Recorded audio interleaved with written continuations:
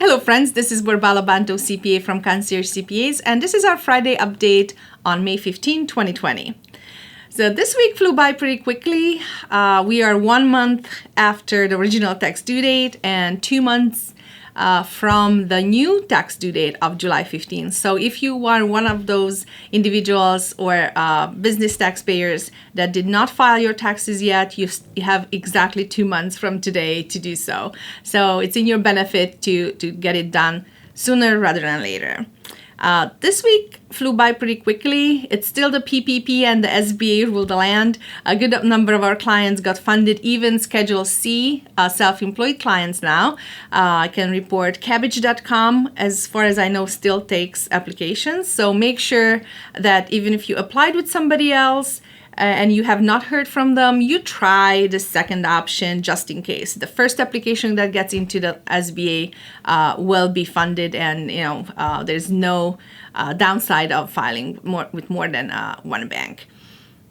So we are diligently tracking the PPP funds used for all of our clients. So if you got the PPP, make sure that from the first week you track all the expenses. As you heard me say, at least 75% for payroll, but you can use more, and maximum 25% for rent and utilities.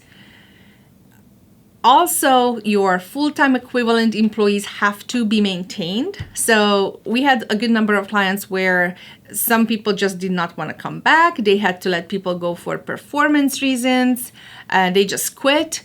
So they have a hard time replacing these people, but you should end up with the same full-time equivalent people on the payroll by June 30th and maintain that level by June 30th that you had before. If you don't, just part of the PPP loan will not be forgiven. So it's in your benefit to try to get somebody replacing the people if they left. Also, we had a couple of people ask us about decreased payroll, like hair salons or restaurants have a hard time paying people the same amount. So if you're in that category, make sure that you do not decrease your payroll more than 25% for each person. Hopefully that's not the case, and you can even give them bonuses. So that's about the PPP. As far as the forgiveness part for self-employed, actually it sounds hard, and I heard from a lot of CPAs on different webinars that it's just so complicated they don't want to even gonna get into it. Whatever we read was that you take last year's Schedule C profit divided by 52, so that's the week average week profit. You pay yourself that much 8 weeks, and obviously you have, because the PPP was 2.5 times this, so you have a half month's worth of profit to use for rent and utilities. Make sure that you use that money for that. If you don't have rent, if you don't have utilities under the business's name, then you might have a portion of this PPP loan that will not be forgiven. So again, Schedule C's, divide last year's profit. Doesn't have to do anything with 2020. So divide last year's profit by 52, pay yourself 52nd part of that. So just one part every week for 8 weeks, and then the rest use for rent and utilities. Those rent and utilities had to be in place by by February 15th of this year. So it cannot be brand new. SBA loans, people are getting the up to $10,000 advance, not so much the actual loans. So that's something that if you are in that category, you should look out for. If you get an email from the SBA, most of my clients are waiting for it 2-3 weeks now, and they just didn't get anything. So we're just waiting in that category.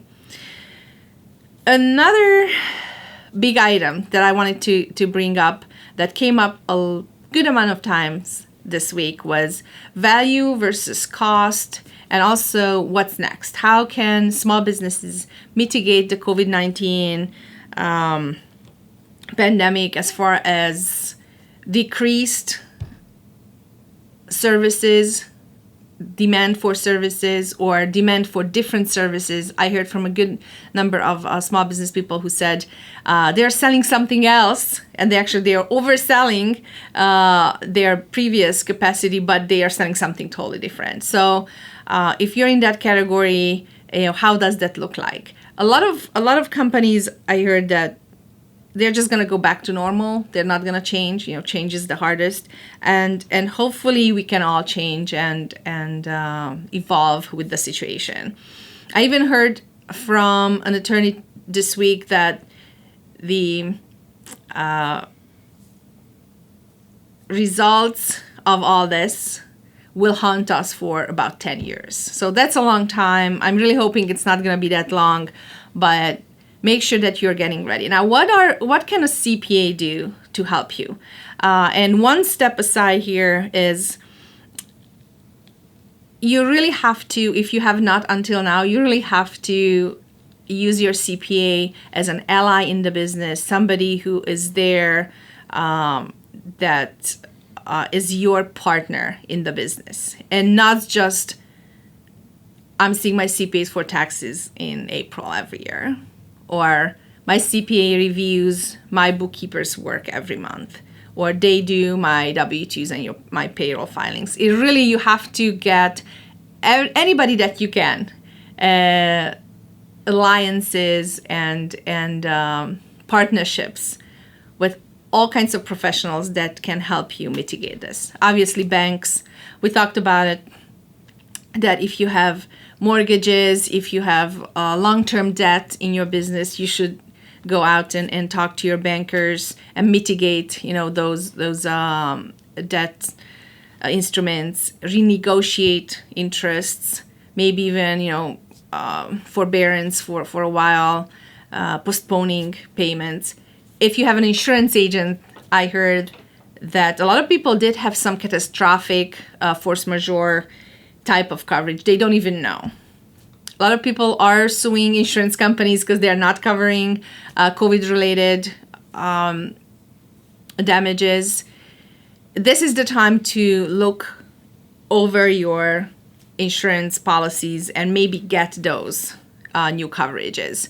But obviously, if we don't sit down to talk to our insurance agents, everything is just how it was, and we are renewing the same policy, it might not be in our benefit. So that was bankers, insurance agents, attorneys. Again, like I talked to a lot of attorneys, and they're saying, what can they do? What is the fiduciary duty of the management of a company towards the shareholders? And what type of business judgment they can bring to the table that will help them. So we'll have the company stay active and survive. If you're one of our clients, then you might have heard me say a lot of times that I'm preaching this a lot of times, that every company needs their own little board of advisors. And we could learn this from bigger companies who take this more seriously. Unfortunately, smaller companies, they don't really take this seriously. There are a lot of things that big business could learn from small business, but this is one thing that we could learn from them. Unfortunately, I see so many small businesses where they just do everything, just rushing. They don't think it through. They don't have these board of advisory seats filled, and they just use professionals when they are in trouble. Now, just with people who go to the emergency room, where all the services are super expensive and usually takes longer to fix everything because now you have a bigger problem. That's how I see small business people who only go to like a tax attorney to fix something that could have been fixed or avoided years before incurring $20,000, $30,000, $50,000 in penalties. So how can this new situation, this COVID situation, impact our thinking for the future, that we take this more seriously? For example, a client of mine called me last night, and he said that in his states, they have a franchise tax return that usually his bookkeeper prepares for him. And we never did this for him. The bookkeeper thought that she filled out everything correctly and came up with a franchise tax amount for last year, which was totally wrong. So I spent about 2-3 hours researching it, reading the 30-page instructions, and find out that there are actually 3 ways to calculate and file this franchise tax return. And one of them is totally legal, beneficial for him, that he would have paid just half of what the bookkeeper calculated. So what is the cost versus what is the value of doing it right and using a professional when, my calculation saved him thousands of dollars and even potential risk that doesn't have to take anymore.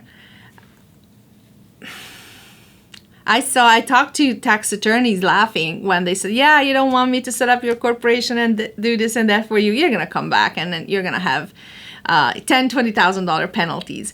Now, a responsible business owner who takes his business seriously, would not even get into the situation because they do have those seats filled. A lot of small businesses don't.